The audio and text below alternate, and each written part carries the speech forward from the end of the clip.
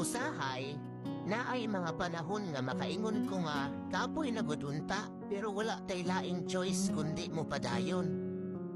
Kanang mga panahon nga stress na kaayo ka tungod sa mga problema nga nagsunod-sunod.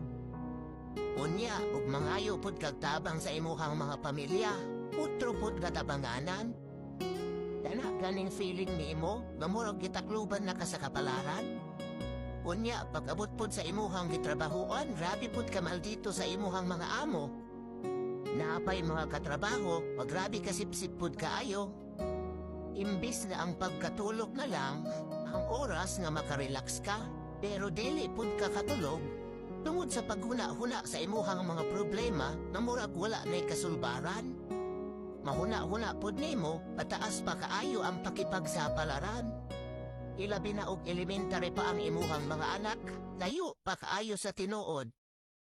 Lord, isalig na lang nako sa imuha ang tanan. Unta, dadaan ko nimo og saktong kusog para malampusan nako ning tanan.